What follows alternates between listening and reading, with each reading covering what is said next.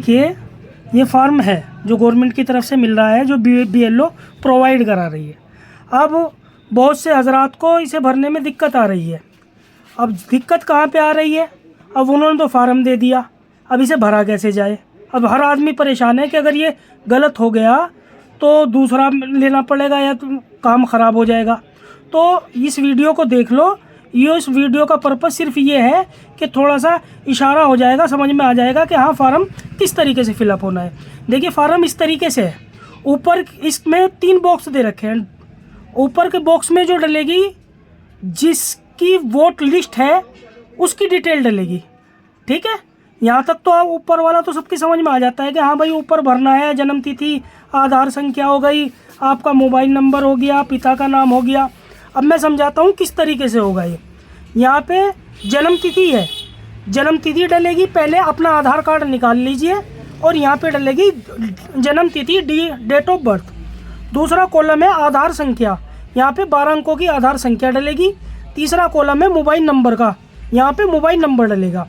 और यहाँ पर पिता का नाम डलेगा, जिस व्यक्ति का फार्म भरा जाना है, ठीक है, उसका पिता का नाम। और ये होती है ईपी संख्या, यानी कि पहचान पत्र की संख्या होती है। जैसे किसी की UP 82 करके हो सकती है या ZGX करके हो सकती है, अदरवाइज कुछ भी हो सकती है। लेकिन जो ये पिता का नाम है, अगर EPF ID है तो डाल दो, नहीं है तो इसका कोई वो नहीं है। यहाँ पे पिता का नाम डालो, माता का नाम डालो, ठीक है।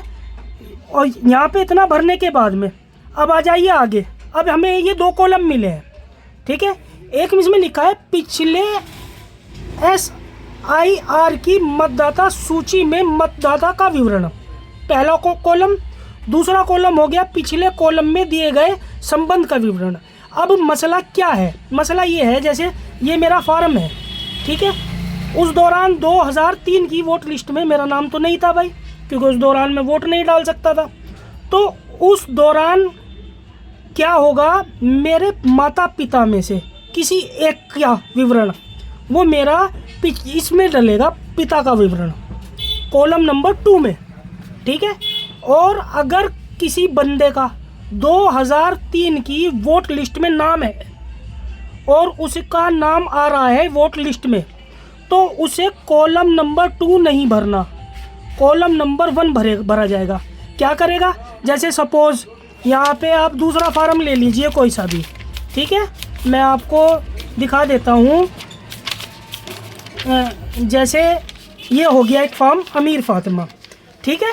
इनका जो है 2003 की वोट लिस्ट में नाम है, ठीक है। इनका नाम 2003 की वोट लिस्ट में नाम है, तो इन्हें अपने आधार कार्ड की डिटेल सारी यहाँ मेंशन करनी पड़ेगी। और इन्हें अपने पीहर से कुछ नहीं लिखवाना। जिसका नाम 2003 की वोट लिस्ट में है, चाहे वो जेंट्स है चाहे वो लेडीज़ है, उसे अपने घर से लिखवाने की कोई ज़रूरत नहीं है, घर की वोट लिस्ट की कोई ज़रूरत नहीं है, ठीक है। 3 की लिस्ट में है तो इन्हें अपना विवरण कॉलम नंबर 1 में देना पड़ेगा। समझ गए? मतलब कहने का ये है, दोनों में से एक कॉलम खाली छोड़ेगा। अगर किसी का विवरण 2003 में नहीं है, ठीक है, उसके माता पिता का है तो उसका यहाँ पे डलेगा।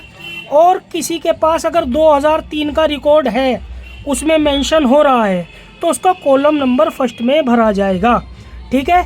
और अगर किसी का 2003 की वोट लिस्ट में नाम आ रहा है, ठीक है, तो उसे अपने घर से लिखवाने की कोई ज़रूरत नहीं है, वहाँ की वोट लिस्ट की कोई ज़रूरत नहीं है।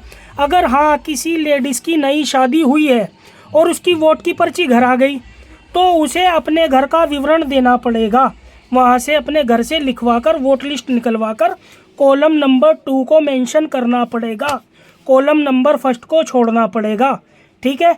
एक सिचुएशन और आती है, 2003 की वोट लिस्ट में अगर किसी के माता पिता का नाम नहीं है, भाई वो तो बचपन में मर गए थे, अब अकेला बंदा रह गया, वो उस चीज़ को कैसे करेगा?